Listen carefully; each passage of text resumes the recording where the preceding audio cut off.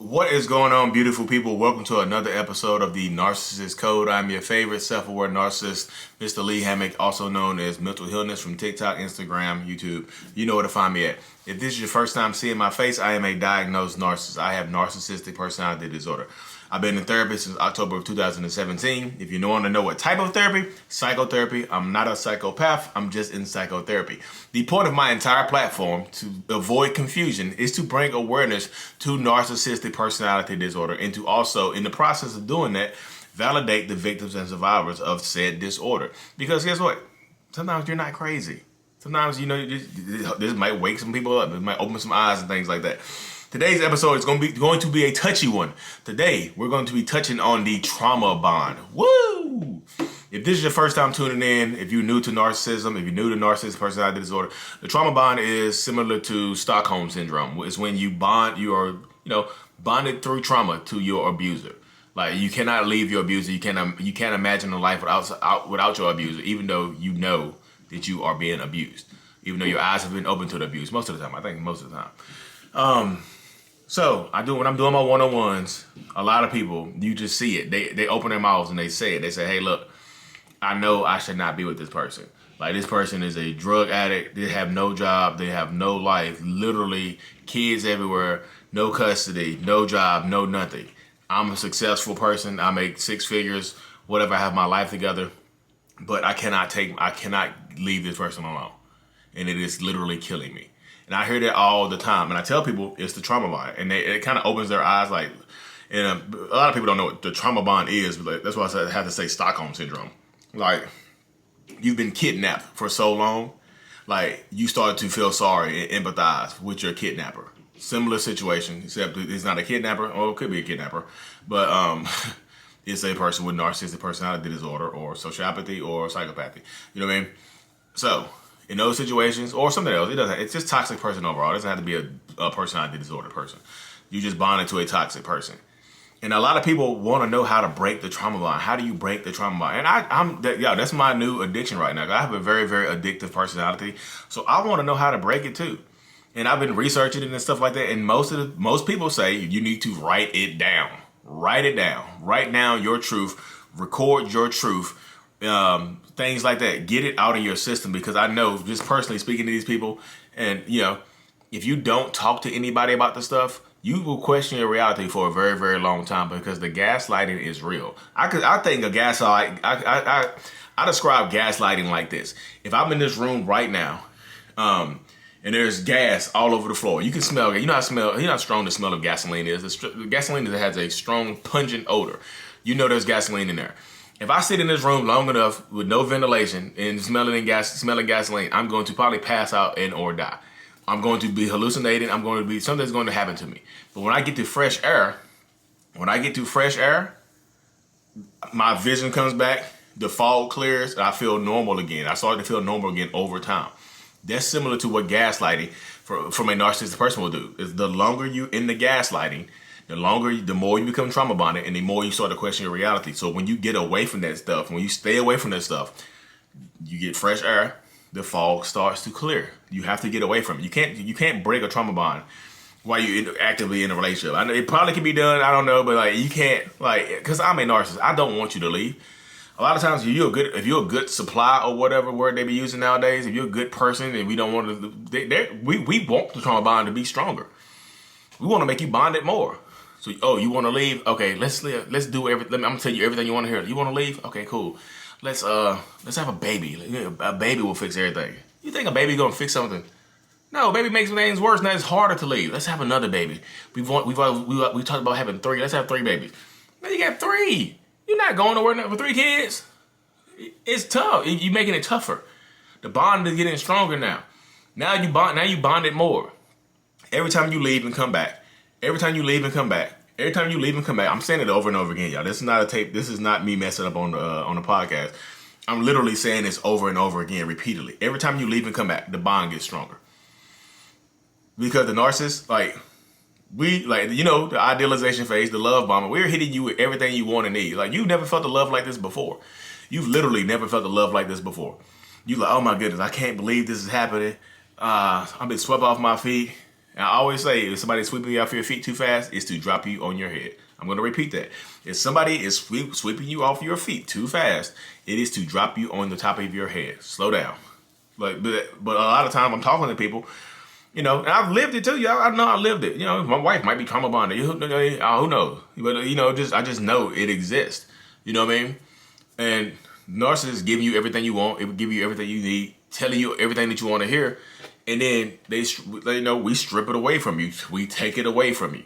The trauma bond is getting strong. Now you like, wait, what happened?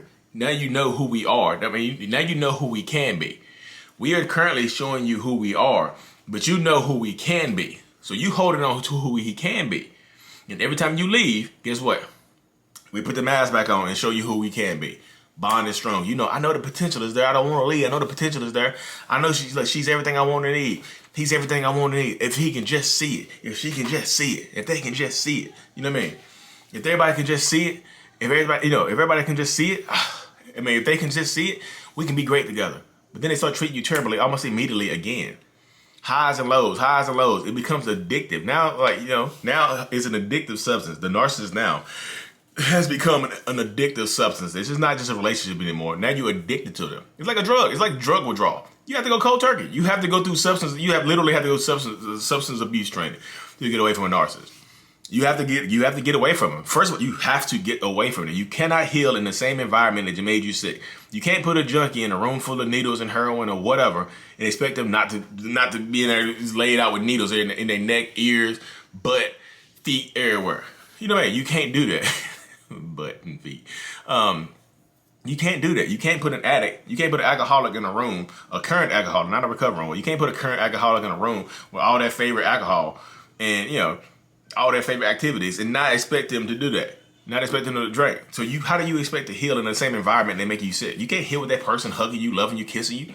Get away from them. You have to literally get away from that person. And on the other side of it, we as the narcissists, we don't want to let you go. Every time you try to walk out that door, we make it harder and harder to leave. Every time you walk out that door, we make it harder and harder to leave. And not only because you've been around us for so long, now you know our sense. Like we done played the same songs over and over and over again. So now everything's a trigger for you. So when you leave us, you're gonna hear some. Like my favorite song was Usher. Imagine leaving me and hearing Usher on the radio on the way. You leave it, you just go listen to the radio or talking to your friend in the background. You hear some Usher, triggered. You smell some Dolce & Gabbana, my favorite cologne now. Triggered. Everything's gonna trigger you. You're gonna get triggered so much, and you're gonna be in so much pain from the withdrawal of the drug that is me, that you would rather be with me and get a hit of this drug and feel terrible about yourself later than go through this pain right now. But this is a situation right here what I tell people all the time. I say, you have to pick your hard. H-A-R-D, your hard. You have to choose your hard. Two situations, both choices are hard. Leaving is hard, staying is hard. You have to pick your hard though, because the leaving hard, I feel like gives you a chance of happiness, gives you a chance of recovery, gives you a chance of living a decently normal and possibly a great life. It's hard at first because you going through the withdrawal, you shaking and you want to hit, you want to tie that thing to your wrist and tap that vein, you want to go get a hit. You gotta go no contact. You have to break the bond. Go no contact if you can, or you have kids. Low contact if you have kids. Get away from that person. Try not to see that person. You have to get away, and it's gonna be hard at first, but it gets better. You start here. It's hard. The pain when you leave, the pain, the withdrawal, it hurts, but it levels off. Eventually, who knows how long it takes? But then you get to be then it goes away. Staying is hard. Staying is hard right here. You start right here. Guess what? And you in pain. It might get better here and there, but boom, it's worse again. You try to leave, boom, it's worse again. It's going to continually be hard for the rest of your existence.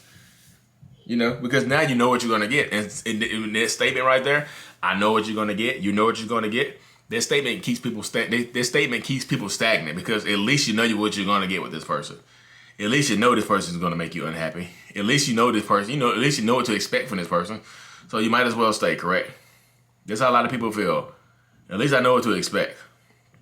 So a lot of people stay. A lot of people get entangled in these situations and things like that. At least you know. At least we know what to do. At least we know what to expect and things like that. You know what I mean? So yeah, you have to break the bond. You have to get away from it. Write this stuff down. Get away from these and get around people that, are going through similar circumstances, and talk to people that are going through similar circumstances, because a lot of times your friends and family, they might be they might be on the narcissist side. Like, why are you leaving that good? You have such a good life. Why are you leaving her? Y'all were great together. Why are you leaving him? Y'all was the perfect couple. We thought y'all were great together. But they don't know what goes in behind closed doors. They just know what goes on in public or on Facebook or Instagram or whatever. They just know what you show them, and they tend not to believe you if they haven't been through something similar. Or they might believe you, just share it, get out of your system. Get out of your system. I know, like I said, the trauma bond is tough. It's tough. It's super tough to break. Until you have to journal it. You have to write it down. You have to study narcissistic personality disorder. You have to study it too to learn the ins and outs and the subtle intricacies of the disorder. That way you can learn more and more what you're going through. You have to learn more and more what you're going through. You might have an epiphany. You're like, oh my goodness, that's what they used to do right there. Oh my goodness, my eyes have been opened. The only way to break the bond is to break the bond. You have to, I feel like in my brain, if you can acknowledge the trauma bond, you can break it. And a lot of times, in a lot of these situations, I tell people, I also get direct with people too. I ask them, I'm like, why are you risking your life? Why are you giving why are you giving your all? Why are you giving your everything to someone who probably won't even come to your funeral? To someone that even if they come to your funeral, after your funeral, they're gonna be moved on really, really quick. They're gonna replace you really, really quick. You'll be replaced really, really quick. What are you gonna do? You risk your life. You giving your health. You're giving your health, your mental health, your physical health. Sometimes you putting your kids through it too, to feel good about yourself every once in a while. Do stuff by yourself. This is another thing too, because a lot of times when you're trauma bonded, you struggle with self-love and self-value and self-worth. Do some stuff by yourself. I'm talking about by yourself, literally turning your phone off, disconnecting from the world, and getting away from everything and everybody. Do something by yourself. You have to, literally. You need to do something by yourself, because to find out who you really are, to show you that you can get away from this person and be healed from this person. You can't heal, like I said, you can't heal in the same environment they made you sick. The longer you stay bonded, the more the bond is gonna be harder to break. I'm gonna leave next year. No, you won't. Next year? I'm gonna get away from it in 2 years. 2 years? No, you buckle up. Stop taking it so easy and put some pressure on yourself. Timelines, put some timelines on yourself. Put some pressure on yourself. Your kids, especially if you have kids, your kids deserve better than a trauma bonded, person that's struggling with their mental health to feel good about themselves. You know what I mean? Power up, let's get it. You know what I mean? But y'all, like I said, I do offer the one-on-ones and things like that over Zoom and phone call if need be. But anyways, y'all, thank y'all for tuning in to another episode of Narcissist Code. If you're listening to this on podcast, please give me that 5 stars on Apple Music and Apple Podcasts or whatever, Spotify as well. Leave me a good review. I really truly appreciate every single one of y'all. I'm hoping y'all I'm changing y'all's lives like y'all changing mine. I'm truly thankful for every one of y'all. Mental Healness is out. Peace.